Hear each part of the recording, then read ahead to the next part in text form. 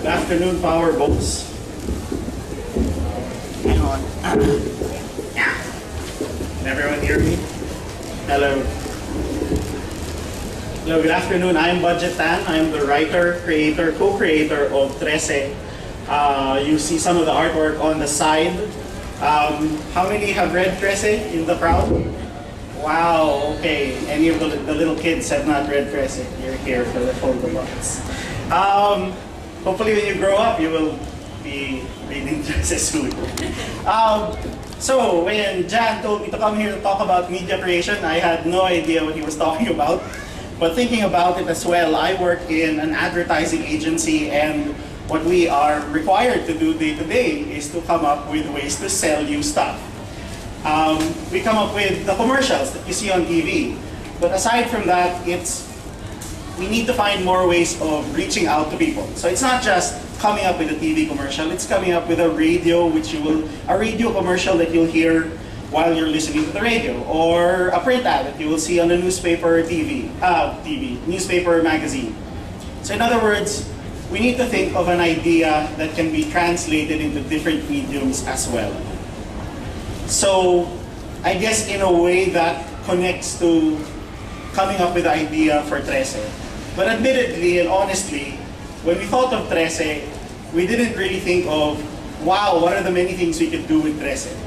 As an example, so how do you bring something to life? So yes, that's what I'm supposed to be talking about. As an example, when Bob Kane came up with Batman back in the 1930s, the thing that he wanted to do was write a story about a crime fighter. He was living in a day and age where there was a lot of crime, which not much has changed since then, but that was the idea. Come up with someone who will represent what we've always wanted to do. Clean up the city and fight crime. I'm sure that the last thing on his mind is that Batman can become something like this. That Batman will end up on TV. Because, he was just thinking of the comic book. And I don't think there was TV back in the 1930s. But it got translated. The idea was so powerful, so entertaining, that it was easy to transform it into another medium. So from comics on the printed page, they were able to put it on TV. And in the movies as well. And in cartoons. And as toys.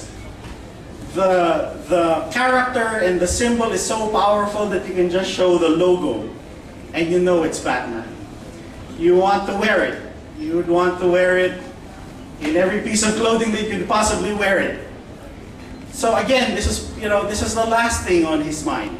He wanted to come up with a character that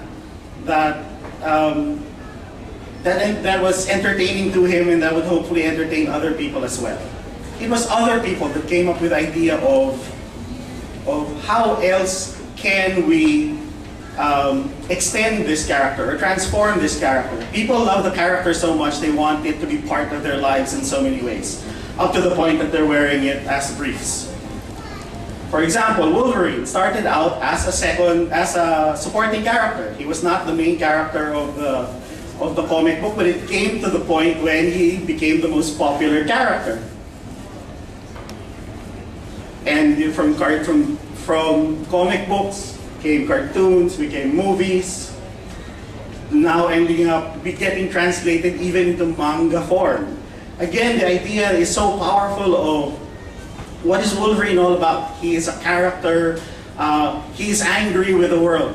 He is the one that gets to say what you cannot say. He is the one that if you're angry at someone, but you're the quiet type, you're not the type that would pick a fight. But through Wolverine, when you read Wolverine, you maybe quietly go, yeah, that's what I'd want to do. I want to pop my claws and claw somebody. But he's also someone he's got all of these amazing powers that people sort of wish to have. So that's why even in different mediums, even in different art styles, people still end up liking the character. Even, translated into something that looks like this, drawn by a Japanese artist. So again, we go back to the question, how do you bring something to life? How do you make it come alive in other media? I guess, again, what I've been talking about is coming up with a really strong idea. I will talk from the point of view of what I know best, which is, making stories. So I guess the first thing that I want to talk about is that in creating these stories, in creating these characters, this is your chance to finally fulfill your fantasy. And I look at my body. Based again on what I love reading, which is comics.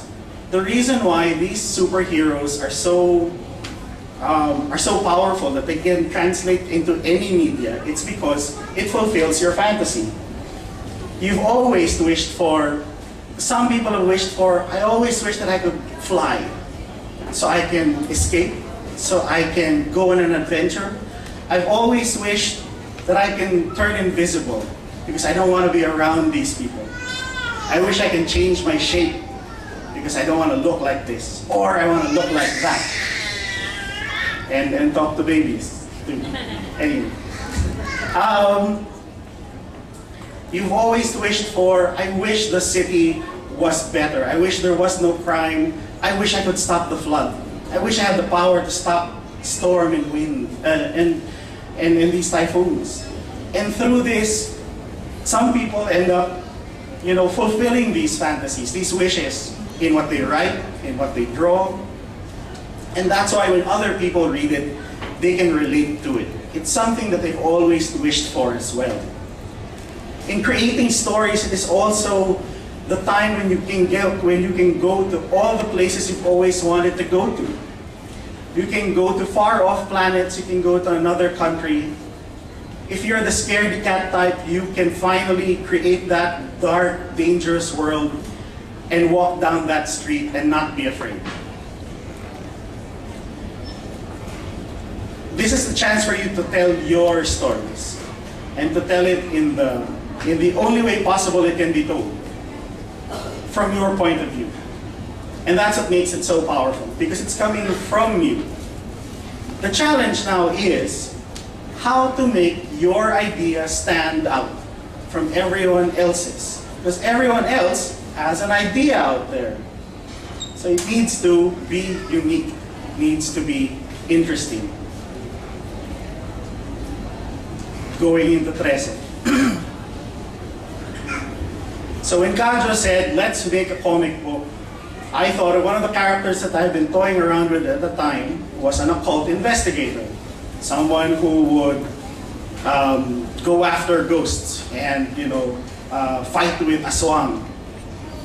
So one of the first characters I said, he's a guy and he's armed with a buntot pagi. According to my grandparents, the buntot pagi is the tail of a stingray. And treated in the right way, it can harm supernatural creatures. So Kadjo quickly did the sketch of Anton Trese and did the sketch of the page, and I looked at it and said, okay, interesting, we can work with this.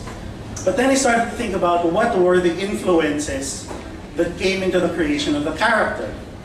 From my favorite TV shows, I don't know if anyone remembers this, this is Carl Kolchak, The Night Stalker. This was shown in Channel 7 years ago. He is a tabloid reporter who somehow always has the bad luck of investigating vampires and werewolves and mummies in New York City. And then of course there's the X-Files. FBI agent who investigates aliens as well as monsters.